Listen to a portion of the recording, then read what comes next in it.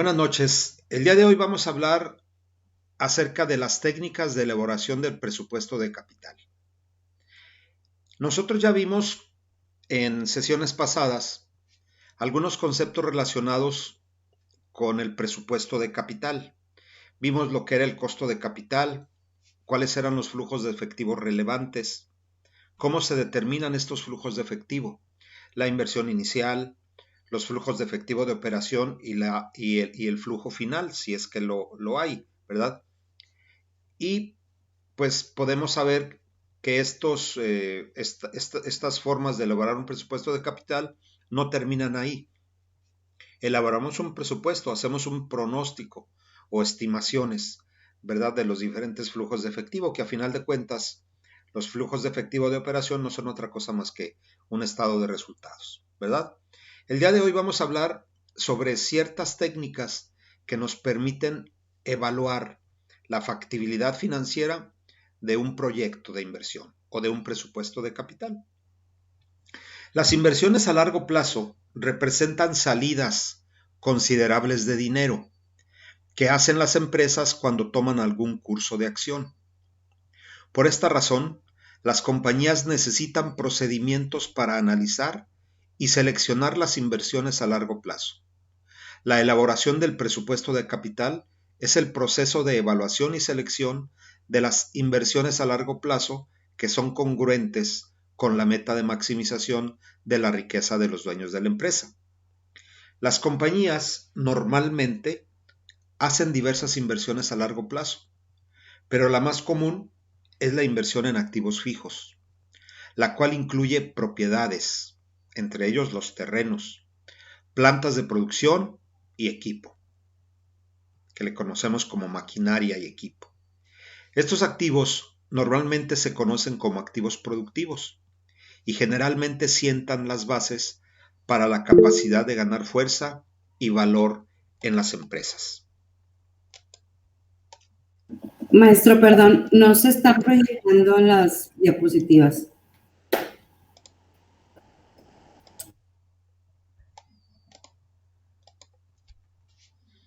¿Sí? Ok. Ahora sí, ¿verdad? Sí, ya, gracias. Ok. Bueno, entonces vamos a ver cuáles son esas técnicas del presupuesto de capital. El proceso de elaboración del presupuesto consiste en 5 pasos que están relacionados entre sí. El primero es la elaboración de propuestas. Las propuestas de nuevos proyectos de inversión se hacen en todos los niveles de una organización y son revisadas por el personal de finanzas. Las propuestas que requieren grandes desembolsos se revisan con mayor cuidado que las menos costosas. Sabemos que en cada uno de los departamentos que conforman una organización surgen propuestas para desarrollar proyectos y en cada uno de ellos pues se mandan esas propuestas para ver qué tan factibles fueran, ¿no? Ese sería el paso número 1. El paso número 2, revisión y análisis. Los gerentes financieros realizan revisiones y análisis formales para evaluar las ventajas de las propuestas de inversión. Número 3, toma de decisiones. Las empresas normalmente delegan la toma de decisiones acerca de inversiones de capital, de acuerdo con ciertos límites de dinero. Por lo regular, el consejo directivo debe autorizar los gastos que rebasan cierta cantidad. Dependiendo del sapo, pues es la pedrada, ¿no? ¿Qué tanto es el desembolso que se espera en un proyecto? Pues también depende de las cantidades de financiamiento que se tengan o el acceso a financiamientos que se tengan, y hay límites también. Y en ciertos casos, pues no se consulta al consejo de administración, pero en los proyectos de dimensiones mayores sí es necesario consultarlos, ¿no? Porque pues implican desembolsos importantes. Número 4, implementación. Después de la autorización se realizan los desembolsos y se implementan los proyectos. Los desembolsos de un proyecto grande ocurren comúnmente en fases. Por eso cuando se empieza la construcción de una refinería, pues no se hace de la noche a la mañana, ¿no? Es un proyecto que requiere una implementación bastante prolongada, ¿verdad? Porque los desembolsos o las inversiones no se realizan inmediatamente, sino que ocurren en fases, cada una con una periodicidad más amplia. Y número 5, seguimiento. Se supervisan los resultados y se comparan los costos y beneficios reales con los planeados. Se requerirá tomar una acción si los resultados reales difieren de los proyectados. Pues ya en el momento en que ya está trabajando ese nuevo proyecto y ya se están obteniendo resultados, ¿verdad? Una vez que se tienen estos resultados, pues se tienen que comparar con lo que se proyectó, con lo que se planeó. Si hay alguna diferencia, pues tendrán que hacerse los ajustes necesarios en cada uno de los casos en particular. Esos 5 pasos representan el proceso de elaboración del presupuesto de capital. Hay situaciones importantes o claves en cada proyecto. Es decir, hay proyectos independientes, ¿sí? Y proyectos mutuamente excluyentes. Es decir, si nuestro proyecto va a ser independiente de cualquier otro, o bien si este proyecto va a ser excluyente de otro, ¿sí? Proyectos mutuamente excluyentes. Se decide por la máquina A o la máquina B, ¿sí? O simplemente un proyecto independiente sería implementar una nueva línea de producción, ¿verdad? El otro punto clave es lo relacionado con los fondos.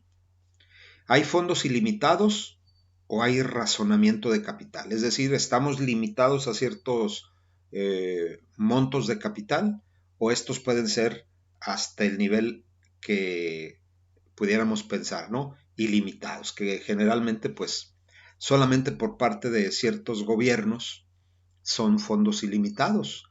Quieren más dinero, pues ahí va más dinero, pero para las empresas no es así, ¿verdad? Al menos que sea una muy grande, pensamos que también son ilimitados, pero también se ajustan. El caso de Tesla, que pues traía mucha intención de abrir una planta en algún país, entre ellos México, pues parece como que ya se detuvo por las cuestiones financieras no tan prominentes en estos momentos para esa compañía. Por eso pensamos que pues también hay fondos limitados, ¿verdad? Bueno, y por último el enfoque de aceptación o rechazo contra el enfoque de clasificación. ¿Qué vamos a hacer para poder evaluar el proyecto? Pues vamos a tener que determinar bajo qué características o condiciones se va a aceptar. De lo contrario, se va a rechazar el proyecto, ¿verdad? Tenemos que saber antes de iniciar un proyecto estos aspectos que son importantes y que son claves para el desarrollo efectivo y eficiente de un proyecto o presupuesto de capital. Para asegurarse de que los proyectos de inversión seleccionados tienen la mejor oportunidad de incrementar el valor de la empresa, los gerentes financieros necesitan herramientas que les ayuden a evaluar las ventajas de los proyectos individuales y a clasificar las inversiones en competencia. Es decir, hay diferentes proyectos, bueno, pues hay que compararlos, hay que hacerlos competir y vamos a decidir por uno u otro. O si es un proyecto individual, pues también a este se le debe de dar un tratamiento determinado. ¿Es factible o no es factible? Existen varias técnicas para realizar tales análisis. Los métodos preferidos integran procedimientos de valor en el tiempo. En otras palabras, el valor del dinero a través del tiempo es importante. El riesgo y el rendimiento son fundamentales, ¿sí? Y conceptos de evaluación para seleccionar los desembolsos de capital que sean congruentes con la meta de la empresa de maximización de la riqueza de los dueños. Es decir, estas técnicas, estas herramientas utilizan los conceptos que pues son conocidos en las finanzas: el riesgo, el rendimiento, el valor del dinero a través del tiempo, en función a un costo de capital. Vamos a ver cuáles son esas técnicas, ¿verdad? El primero, o el que vamos a ver inicialmente, es el periodo de recuperación de la inversión. Una vez que nosotros ya tenemos el proyecto desarrollado, los flujos de efectivo, tenemos la inversión inicial, si hay algún flujo final, pues hacemos una evaluación del mismo, ¿verdad? Una evaluación financiera.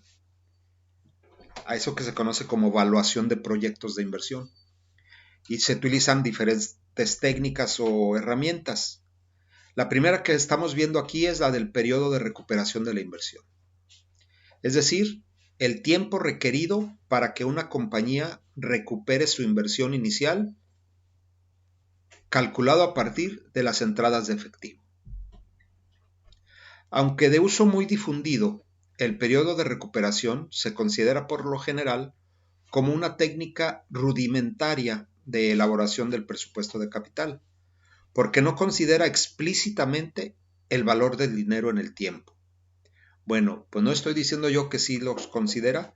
Este método sí considera el valor del dinero a través del tiempo, pero no de una manera precisa o implícita, ¿verdad? Ese concepto. ¿En qué consiste? Ahorita vamos a ver un ejemplo. Las decisiones de aceptación o rechazo con esta técnica se aplican los siguientes criterios.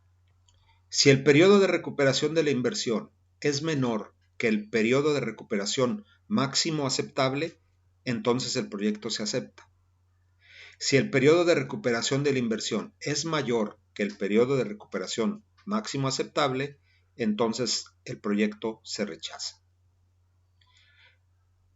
Si mi proyecto tiene un periodo de recuperación máximo aceptable de 5 años y haciendo este análisis obtengo que se va a recuperar en 3 años, pues entonces el proyecto se acepta.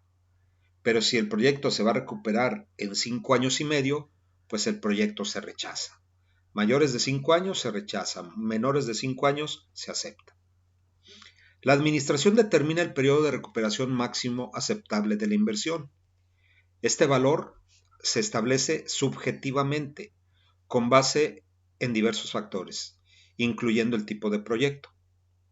Por ejemplo, si es de expansión, si es de reemplazo, o si es de renovación o de algún otro tipo, el riesgo percibido en el proyecto y la relación percibida entre el periodo de recuperación y el valor de las acciones, en caso de que haya un proyecto que incluya una empresa que tenga acciones públicas, ¿no? Que haya vendido al público estas acciones.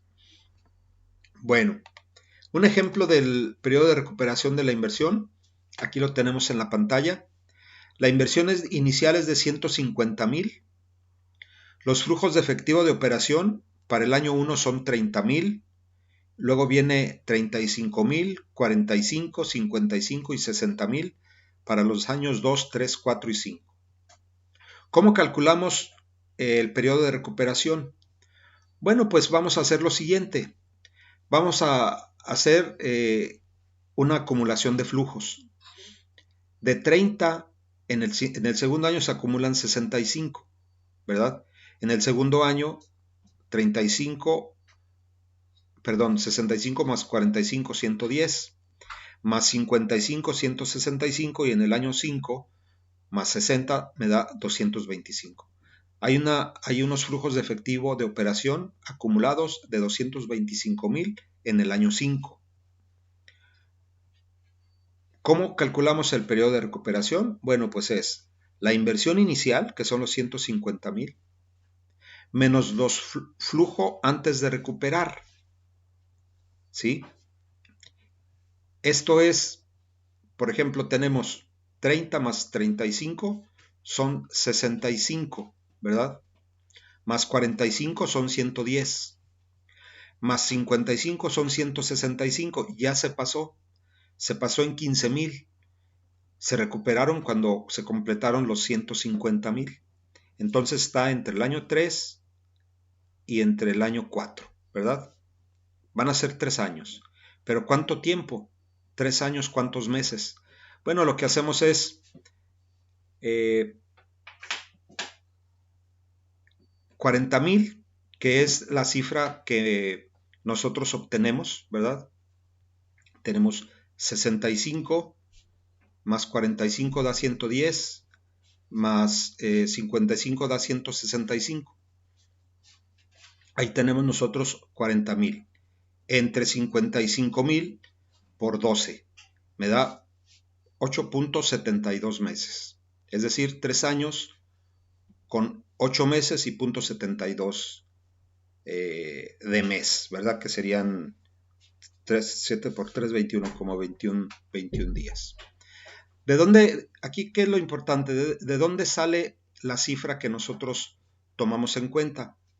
Dice, 150,000 es la inversión inicial, menos el flujo de recuperación son 40,000. Esos 40,000 salen de esa diferencia. De los 150,000 menos los 110,000, que es el flujo de efectivo acumulado en el año 3. ¿Sí? 150 menos 110 me da 40,000. Esos 40,000 se dividen entre el flujo de efectivo del año 4, es decir, el del año siguiente, completo. Y me queda, y si lo multiplico por 12, pues me da el periodo de tiempo, que son .7272 años. Al multiplicarlo por 12, pues me da meses, 8.72 meses. ¿Sí? ¿Alguna pregunta hasta ahí?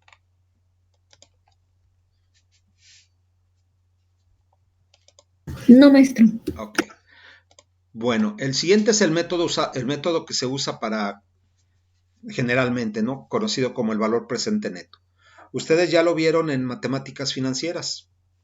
No es otra cosa más que traer a presente los flujos de efectivo, descontarlos, ¿sí?, con el costo de capital y compararlos con la inversión inicial. Ese es el valor presente neto. Si el valor presente neto es positivo, pues el proyecto se acepta. Y si es negativo, se rechaza, ¿verdad? Cuando las empresas realizan inversiones, gastan el dinero que obtienen de una u otra forma. Estos últimos esperan un rendimiento sobre el dinero que aportan a las empresas, de modo que una compañía debe efectuar una inversión solo si el valor presente del flujo de efectivo que genera rebasa el costo de la inversión realizada en primer lugar. Como el método del valor presente neto toma en cuenta el valor del dinero en el tiempo, es una técnica más desarrollada de elaboración de presupuesto de capital que la anterior, es decir, que la del periodo de recuperación de la inversión. El valor presente neto, como aparece aquí en nuestra fórmula, pues no es otra cosa más que la sumatoria de los flujos de efectivo, ¿sí?, desde el año 1 hasta el año n, dividido entre 1 más k, que es el costo de capital, elevado a la t, dependiendo del periodo que corresponda, ¿verdad? Toda esa suma de los flujos de efectivo, descontándole la inversión inicial, me da el valor presente neto. Cuando el valor presente neto se usa para tomar decisiones de aceptación o rechazo, los criterios son los siguientes. Si el VPN o el valor presente neto es mayor que 0, es decir, es positivo, el proyecto se acepta. Si el valor presente neto es menor que 0, el proyecto se rechaza. Maestro, sí. Perdón que lo moleste, me dicen unos compañeros si los puede aceptar. No los veo. Ya. Gracias. Listo. Ivonne, te preguntaste, ¿verdad? Ok. Bueno, ¿tienen alguna pregunta hasta aquí, lo que hemos visto? En ese método del valor presente neto sí se considera el valor del dinero a través del tiempo. Aquí tenemos en el factor, ¿verdad? Lo que tengo sombreado, 1 más K a la T. K pues es el costo de capital del proyecto y T es el número del periodo que corresponda a cada flujo de efectivo. Si es el flujo de efectivo del año 1, pues va a ser 1 más el costo de capital a la 1. Del año 2, pues del costo de capital a la 2 y así sucesivamente.